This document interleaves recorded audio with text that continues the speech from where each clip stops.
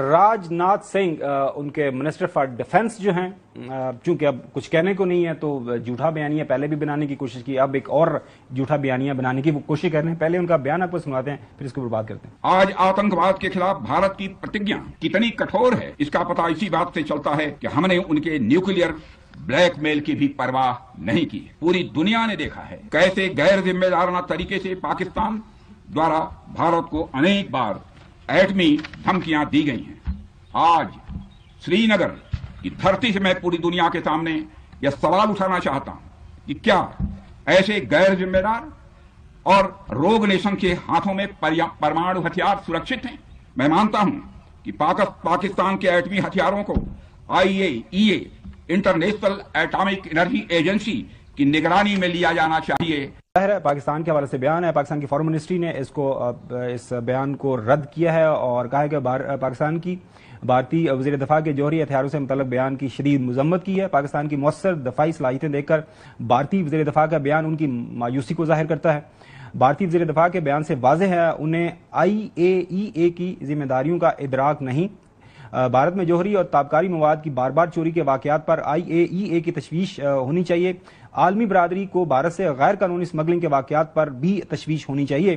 گزشتہ سال بابا اٹامک ریسرچ سینٹر سے چوری تابکار ڈیوائس کے ساتھ 5 افراد کو جو ہے وہاں پہ جو ان کی گرفتاری ہوئی، یہ بھی اس پریس ریلیز کے اندر یہ ساری کی چیزیں مینشن ہیں۔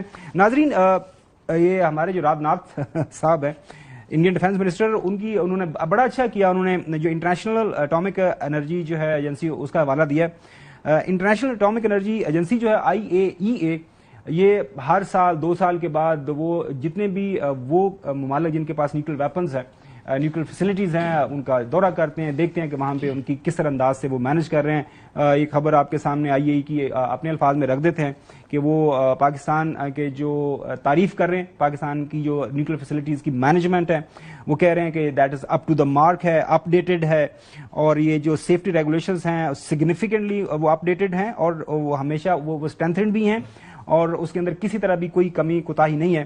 تو بنیادی طور پر کسیانی بلی کھمبا نوچے والی بات ہے، کیونکہ اب کچھ بات کرنے کو ہے کوئی نہیں ہے، لہٰذا بات کرتے ہیں۔ کل اجے ثانی کا آپ کو ایک شارٹ سنایا تھا، دوبارہ سے سناتے ہیں کہ انڈیا جو ہے with every passing day coming out as a irresponsible state, عجیب و غریب قسم کے بیانات دیتے ہیں۔ کل جو ہے مودی کا بیان ہے، ان کے اپنے جو کامنٹیٹر ہیں کاؤنٹر ٹیررزم کے اجے ثانی، وہ اس کو رد کر رہے ہیں کہ ان کا دماغ تو ٹھیک ہے، یہ کس طرح کی بات کر رہے ہیں؟ کانفلکٹ میں انڈیا نے کلیئر میسج دیا کہ اب ہم جو یہ ایکٹس آف ٹیرر ہیں اس کو ایکٹ آف وار کی طرح ٹریٹ کریں گے اور ملٹری ایکشن لیں گے۔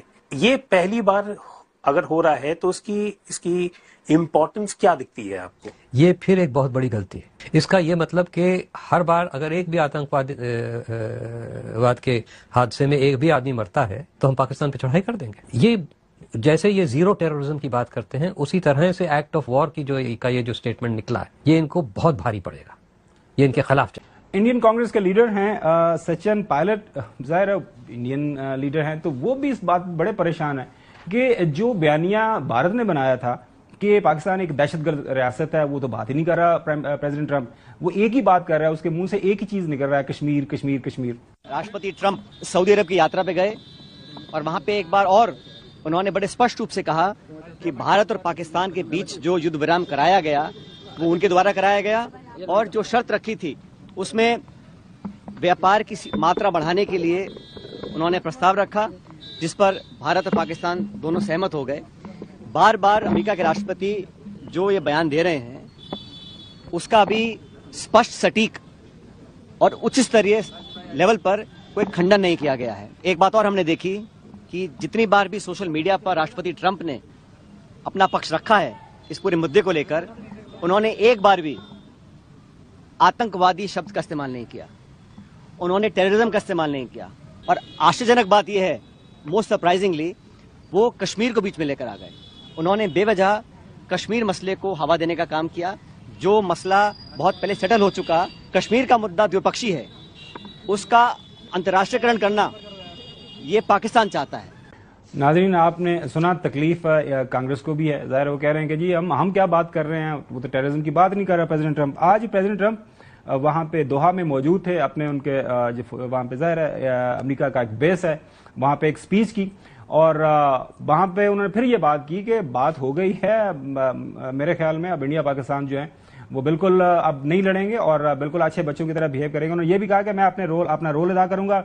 और नाजरीन, जो उनका रोल है वो बार बार एक ही बात कर रहे हैं, हमने जो पहले आपको सुनाया भी है, वो कश्मीर की बात कर रहे हैं। सुने क्या फरमा रहे हैं। I don't want to say I did, but I sure as hell helped settle the problem between Pakistan and India last week, which was getting more and more hostile, and all of a sudden you'll start seeing missiles of a different type, and we got it settled. I hope I don't walk out of here and 2 days later find out that it's not settled, but I think it is settled. And we talked to them about trade. Let's do trade instead of do war. And Pakistan was very happy with that, and India was very happy with that, and I think they're on the way. You know, they have been fighting for about 1,000 years, in all fairness. So I said, you know, I could settle that up. I can settle anything. Let me settle it up. Let's get them all together. How long have you been fighting? About 1,000 years. Oh, that's a lot. I'm not sure about that. I'm not sure about settling. That's a tough one. They've been fighting for a long time, but we got that settled. Everybody was very happy. I'll tell you, that looked like it was really going to be escalating out of control. नाजरीन, एक और बड़ी जो है interesting story develop हुई है। सदर Trump जो है एक तरफ कश्मीर की बात बार बार कर रहे हैं और ये कह रहे हैं कि मैंने मामला सेटल करवा दिया और अब ये आपस में नहीं लड़ेंगे, और साथ में वो ये भी कह रहे हैं कि ये इन ममालों को आपस में तजारत करनी चाहिए। और उन्होंने अपने जो एप्पल कंपनी है उसके जो चीफ एग्जीक्यूटिव है उनको बोला है कि आप ये क्या सारी आपने वहां पे अपनी मैन्युफैक्चरिंग फैसिलिटीज जो ट्रांसफर कर दी हैं वापस लेके आए, ये अमेरिका को इनकी जरूरत है। सुने क्या फरमा रहे हैं। We have Apple, as you know, it's coming in. And I had a little problem with Tim Cook yesterday. I said to him, Tim, you're my friend. I treated you very good. You're coming in with $500 billion, but now I hear you're building all over India. I don't want you building in India. You can build in India if you want to take care of India, because India is one of the highest tariff nations in the world. There'll be no tariff, right? Would you say that's a difference? They're the highest, and now they're saying no tariff. But I said to Tim, look, we've treated you really good. We put up with all the plants that you built in China for years. Now you got to build us. We're not interested in you building in India. India can take care of themselves. They're doing very well. We want you to build here, and they're going to be upping their production in the United States.